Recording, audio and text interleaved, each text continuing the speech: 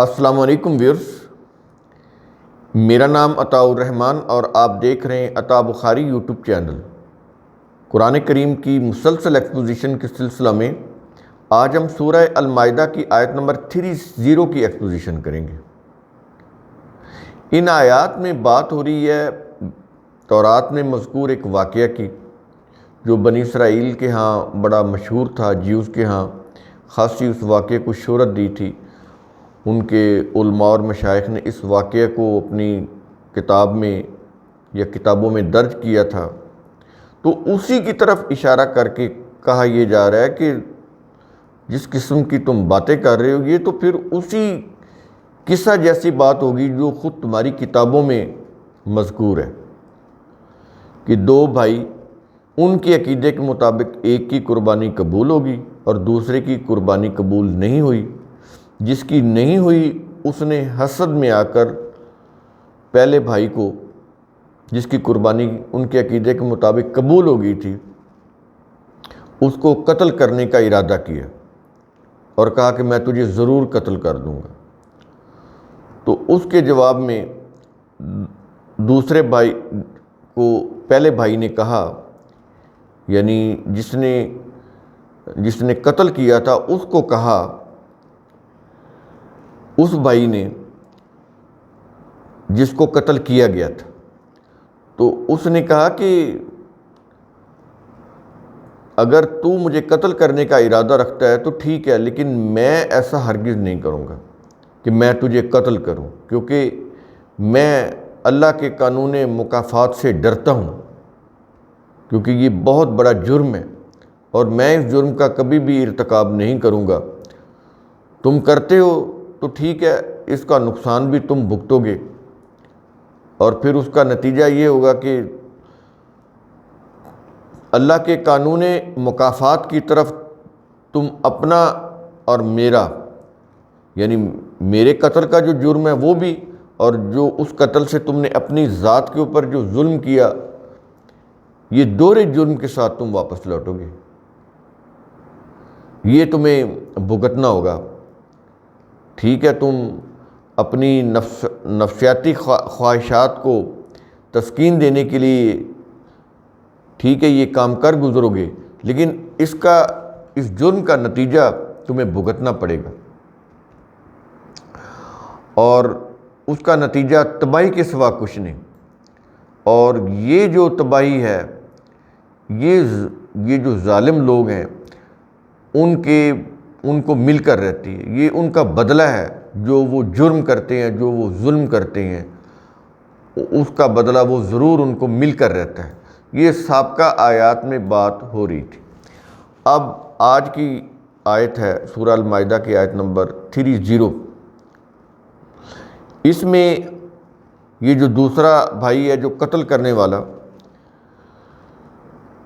وہ پھر بھی باز نہیں آیا۔ اتنا کچھ سمجھانے کے باوجود اس کے اوپر کسی بھی اچھی بات کا اثر نہیں ہوا، اور وہ مسلسل اپنے حسد کی آگ میں جلا جا رہا تھا کہ ہاں یہ تو اس کی تو قربانی قبول ہوگی، میری قربانی کیوں نہیں قبول ہوئی؟ تو میں تو اس کو ضرور قتل کروں گا۔ کسی اچھی بات کا، کسی عقل کی بات کا اس کے اوپر کوئی اثر نہیں ہوا۔ اب قرآن کریم اس سے متعلق اس آیت کے اندر بتا رہا ہے، الفاظ ہیں فَطَوَّعَتْ لَهُ نَفْسُهُ، پھر اس دوسرے کے نفس یعنی مائنڈ نے اس کے لیے پسندیدہ بنا لیا، پسندیدہ بنا دیا۔ کس نے؟ اس کے نفس نے۔ نفس کیا ہوتا ہے؟ مائنڈ۔ مائنڈ کیا ہوتا ہے؟ جہاں انسانی خیالات جنم لیتے ہیں، جہاں انسانی خیالات ابھرتے ہیں، پیدا ہوتے ہیں، پھر آگے وہ جو خیالات ہوتے ہیں، یہ جو منصوبہ یا ارادہ جو انسانی ذہن میں پیدا ہوتا ہے، پھر آگے جسم جو ہوتا ہے ان کے مطابق وہ کام کرتا ہے۔ تو قرآن کریم نفس کو لیتا ہے، جہاں پر یہ چیزیں ساری بنتی ہیں، پیدا ہوتی ہیں، ارادے بنتے ہیں، پھر ان کو عملی جامہ پہنانے کا فائنل آرڈر جو ہے وہ جسمانی اعضاء کو دیا جاتا ہے، قرآن کریم اس نفس کو لیتا ہے۔ یہ جو ہمارے ہاتھ پاؤں ہیں، یہ ہمارے جسمانی اعضاء ہیں، یہ اس نفس کے حکم کے مطابق کام کر رہے ہوتے ہیں، وہ نظر نہیں آتا۔ یہ نفس جو مجھ سے بلوا رہا ہے، میری زبان جو وہ کہتا ہے وہ الفاظ ادا کر رہی ہے، جو وہ چاہتا ہے میری آنکھیں وہ چیزیں دیکھ رہی ہیں، جو وہ چاہتا ہے میرے کان وہ سن رہے ہیں، جو وہ چاہتا ہے میرے ہاتھ وہ کام کر رہے ہیں۔ یہ وہ جس کو ارادہ اور اختیار ملا ہوا ہے، اسی کو پکڑا جائے گا۔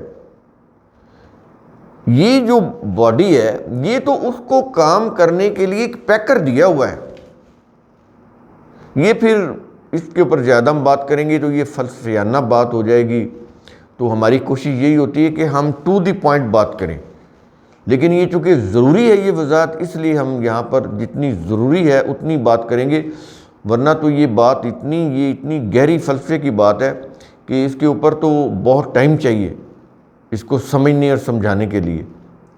تو مختصراً یہ چیز سمجھ لیں کہ انسانی مائنڈ یہ رولنگ پوزیشن میں ہوتا ہے لیکن نظر نہیں آتا۔ یہی نیت بناتا ہے، ارادہ کرتا ہے، پھر اس اپنی نیت اور ارادے کے مطابق جسم سے کام لیتا ہے۔ قتل کرنا ہے تو ہاتھ اس کے لیے اس کی حکم کی تعمیل کے لیے اٹھتے ہیں، کسی کی مدد کرنی ہے تو ہاتھ اس کی مدد کے لیے اٹھتے ہیں۔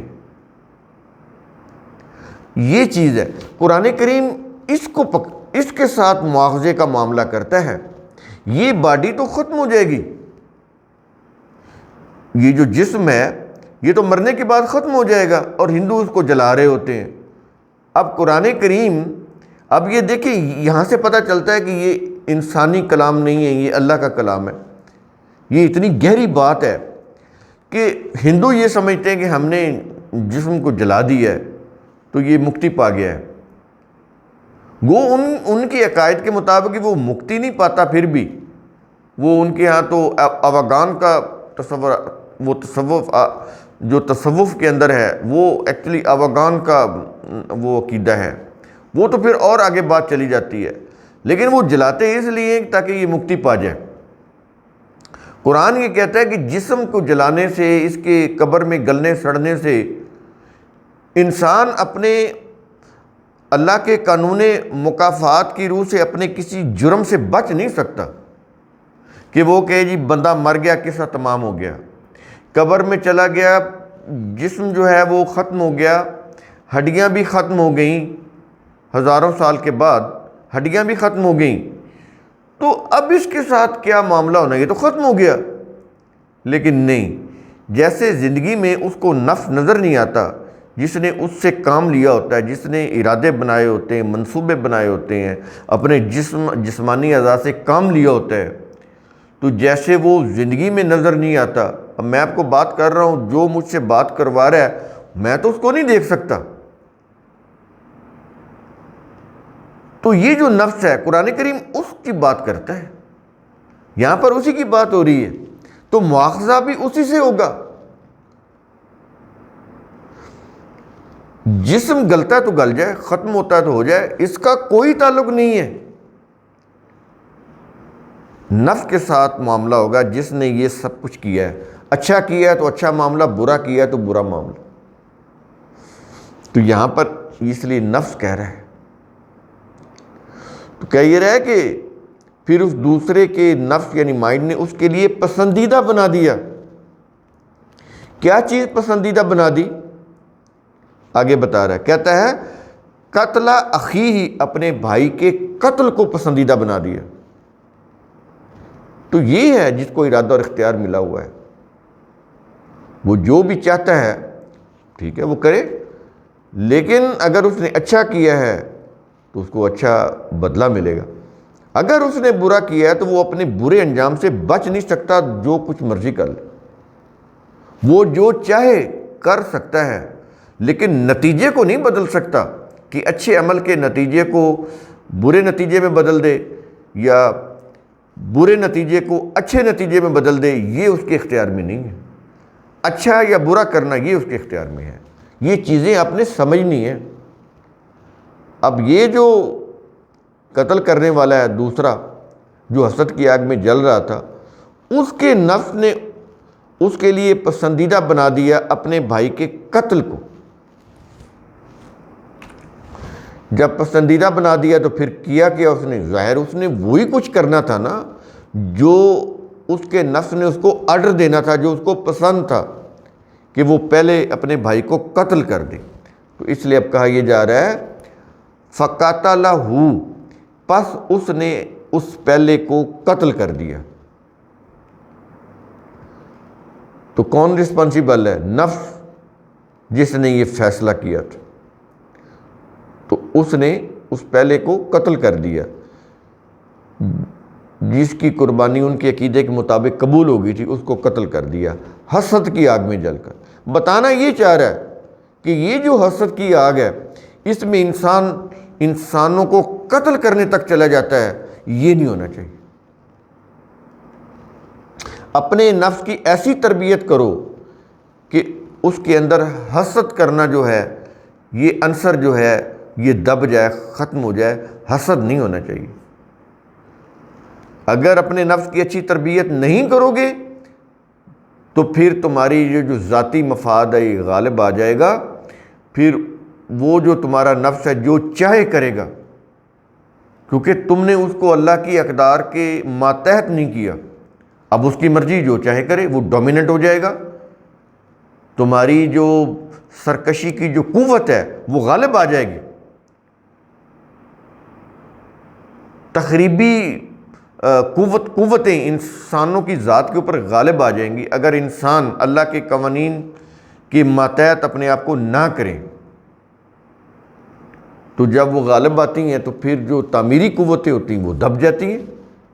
وہ پھر قتل کرے گا، فساد کرے گا، ذخیرہ اندوزی کرے گا، کارٹل بنائے گا، ملک کی معیشت کو تباہ کرے گا، ملک کے دفاع کو تباہ کرے گا، لوگوں کی زندگی، ان کا سکون برباد کر دے گا، ہر چیز کو رونتا چلا جائے گا. یہ ہوگا. یہ چیزیں اس لیے سمجھائی جا رہی ہیں. یہ قصے نہیں ہیں. قرآن کریم ان کو قصوں کے طور پر بیان نہیں کرتا. تو کہتا ہے کہ پس اس نے پہلے کو قتل کر دیا، کیونکہ اس نے اپنے اس نفس کی تربیت ہی نہیں کی کہ اس کو اچھی اقدار کا پابند بنائے. لمٹ کراس کر گیا. جب کسی چیز کو آپ پابند نہیں بنائیں گے تو وہ آؤٹ آف دا وے جا کے وہ لمٹ کو کراس کرے گا، تجاوز کرے گا. جو بھی اس کا دائرہ ہے وہ اپنے دائرے میں نہیں رہے گا، اپنی اوقات میں نہیں رہے گا. اپنی اوقات سے باہر نکل کر تو پھر تو وہ ظلم کرے گا، فساد کرے گا، تباہی پھیلائے گا. یہی ہو رہا ہے آج ہمارے معاشروں کے اندر. بڑی ضرورت ہے اس قرآن کے یہ جو اقدار ہیں، ویلیوز ہیں، ان کو ان کے مطابق اپنی شخصیت کو ڈھالا جائے. بہت ضرورت ہے اس کی. لیکن ہم کس سے کہانیاں لے کر بیٹھے ہوئے ہیں کہ وہ جمل میں کیا ہوا تھا اور صفین میں کیا ہوا تھا اور کربلا میں کیا ہوا تھا. کوئی اولیاء کو پکڑ کے بیٹھا ہوا ہے، کوئی معجزات کو پکڑ کے بیٹھا ہوا ہے، کوئی ولایت کے عقیدے کو لے کے بیٹھا ہوا ہے. یہی چیزیں چل رہی ہیں. کوئی میلاد کے اوپر لگے ہوئے ہیں، کوئی شہادتوں کے اوپر وہ لگے ہوئے ہیں، محرم کی مجالس پہ لگے ہوئے ہیں. قرآن کی اقدار ویلیوز وہ کہاں ہیں؟ قرآن کا انسانیت ساز پیغام وہ کہاں ہے؟ وہ کہیں نہیں ملے گا آپ کو. دن بدن یہ شخصیت پرستی میں مبتلا کرتے چلے جا رہے اور دن بدن یہ ذلیل ہوتے چلے جا رہے. قرآن کریم شخصیت پرستی کو شرک قرار دیتا ہے. یہ پہلے انسان کو خدا بناتے ہیں، پھر اس کو خدا بنا کر اس کو پوجتے ہیں، اور وہ انسان پھر ان کی تباہی کرتا چلا جاتا ہے. جس کو بھی آپ خدا بنائیں گے، تراشیں گے، بت بنائیں گے، وہ پھر تمہیں تہس نہس کرتا ہوا جائے گا، اور اس طرح جائے گا کہ تمہیں احساس ہی نہیں ہوگا کہ تمہارے ساتھ وہ کر کیا رہے ہیں جن کو تم نے اپنے خدا بنایا، وہ سیاسی خدا ہوں ان کے یا وہ مذہبی خدا ہوں، ان کے سیاسی لیڈر ہوں یا مذہبی لیڈر ہوں، یہی کچھ کریں گے۔ یاد رکھیں، وہ قومیں جو قانون سے تجاوز کر جاتی ہیں، اچھی ویلیوز کی عادی نہیں رہتی، برے اخلاق کی عادی بن جاتی ہیں، قانون کے دائرے میں نہیں رہتی، رول آف لا کو نہیں مانتی، جذبات میں، شخصیت پرستی میں مبتلا ہوتی ہیں، وہ قومیں اس دنیا میں ذلیل و خوار ہو جاتی ہیں۔ ایک ایک لفظ کے اوپر یہ اتنی گہرائی ہے کہ میں چاہوں تو سارا دن آپ کو لیکچر دوں، لیکن سمجھنے کے لیے تھوڑا سا ایک وہ جو لیکچر ہے نا وہ بھی کافی ہے۔ اگر نہیں سمجھنا تو آپ گھنٹوں تقریریں کرتے رہیں، کوئی فائدہ نہیں۔ تو کہتا ہے کہ پس اس نے یعنی دوسرے نے پہلے کو قتل کر دیا۔ اب یہ چیز ہو گئی، اب قرآن بتا رہا ہے، کہتا ہے کہ پھر اس کے ساتھ معاملہ کیا ہو گیا۔ آگے الفاظ ہیں، کیا یہ رہا ہے؟ فَأَصْبَحَ مِنَ الْخَاسِرِينَ، چنانچہ وہ نقصان اٹھانے والوں میں سے ہو گیا۔ بات ختم ہوگی۔ دیکھ رہے ہیں قرآن کریم کا انداز کیا ہے کسی بات کو بیان کرنے کا؟ وہ اصل چیز کو فوکس رکھتا ہے اس کے اوپر، اصل پیغام یہ ہے، چنانچہ وہ نقصان اٹھانے والوں میں سے ہو گیا۔ اینڈ رزلٹ کیا ہوا وہ بتاتے ہیں۔ ٹھیک ہے، اس نے اپنی مرضی کی، قتل کر دیا، اس کو ارادہ اختیار ملا ہوا تھا، کر دیا، تو اب وہ کہ میں نے تو یہ کر دیا ہے نا، بندہ مار دیا میں۔ لیکن دیکھنا یہ چاہیے کہ حشر کیا ہوا اس کا، یا آگے چل کے ہوگا، انجام کیا ہوگا۔ تو انجام پہ نظر رکھنی بہت ضروری ہے۔ اینڈ رزلٹ کیا ہوگا؟ جو بھی سمجھدار لوگ ہیں، وہ کاروبار سے ریلیٹڈ ہوں یا حکومتی معاملات سے، سیاسی معاملات سے، ریاستی امور سے متعلق، جو سمجھدار لوگ ہوتے ہیں وہ وقتی فائدے کو نہیں دیکھتے۔ وقتی فوائد مل جاتے ہیں، لیکن جو صالحین ہوتے ہیں، صلاحیت بخش لوگ ہوتے ہیں، وہ وقتی فائدے کو نہیں دیکھتے، وہ یہ دیکھتے ہیں کہ اس کا انجام کیا ہوگا۔ وقتی فائدہ تو مل جائے گا، پھر بعد میں کیا کریں گے؟ اگر خسارے والے ہی بننا ہے تو پھر بہتر ہے کہ یہ خسارے والے نہ بنیں۔ ایک چیز میں وقتی فائدہ ہے، آگے چل کر نقصان ہو رہا ہے، اب وقتی فائدہ تو اس نے حاصل کر لیا کہ اپنے جذبات کی تسکین کر لی۔ حسد تھا نا، حسد کی روح سے قتل کر دیا اس کو، تو ٹھیک ہے اس نے کر دیا، بعد میں تو پھر مایوسی ہے، ندامت ہے، پچھتاوا ہے، نقصان ہے۔ قرآن کریم اس کی بات کر رہا ہے۔ تو پھر بہتر ہے کہ پہلے ہی سمجھ جاؤ، جرم سے پہلے سوچو کہ اس کا نتیجہ کیا ہوگا، وقتی فائدے کو نہ دیکھو۔ اگر وہ وقتی جذبات کی تسکین، یہ بھی تو فائدہ ہے نا، وقتی طور پر اس کے جذبات کی تسکین ہوگی کہ یہ کامیاب ہو گیا، میں اس کو مار دوں کیونکہ مجھے کامیابی نہیں ملی، تو میں اس کو ماروں، میں یہ کیوں زندہ رہے؟ اگر مجھے نقصان، میری ایک چیز قبول نہیں ہوئی تو جس کی ہوئی ہے اس کو مار دو۔ تو یہ آپ کے جذبات کی تسکین ہو گئی نا قتل کر کے، تو ٹھیک ہے ہو گئی۔ لیکن ساری زندگی تو ختم نہیں ہوگی، یہ تو باڈی کی ایج ہے نا، یہ کچھ 60 سال میں یا 50 سال میں، یہ ایک ایج ہے، میٹیریل یوں کہہ رہے ہیں کہ یہ میٹر کی بنی ہوئی باڈی ہے نا، اس کی ایک ایج ہے۔ جیسے انجینئر ایک پل بناتا ہے تو وہ اس کی ایک ایج ڈیفائن کرتا ہے کہ 500 سال کے بعد اس کو ڈیمالش کر دینا، یہ اس کے بعد اس کو استعمال نہیں کرنا، اس کی ایکسپائری ڈیٹ یہ ہے۔ تو یہ جو ہماری باڈی ہے اس کی ایک ایج ہے، وہ خوراک اور ماحول کے مطابق وہ کم زیادہ ہو سکتی ہے، لیکن ایک ایج ہے۔ تو اس کے ختم ہونے کے بعد بھی وہ جرائم کا جو نتائج ہیں وہ ختم نہیں ہونے والے، اس دنیا میں بھی بھگتنا پڑے گا اور آخرت کی جو زندگی جس میں موت ہے ہی نہیں اس میں بھی بھگتنا پڑے گا۔ تو یہ کتنا بڑا نقصان ہے، یہ کتنا بڑا خسارہ ہے، یہ کتنے بڑے خاسرین ہیں نقصان اٹھانے والے۔ یہ ہے قرآن کی یہ چیز، اس کو آپ اپنے مائنڈ میں رکھیں۔ تو قرآن کریم کا اصول ثم تتفکروا، اس کی روح سے آپ خود بھی سوچا کریں، سمجھا کریں، غور و فکر کیا کریں۔ شکریہ۔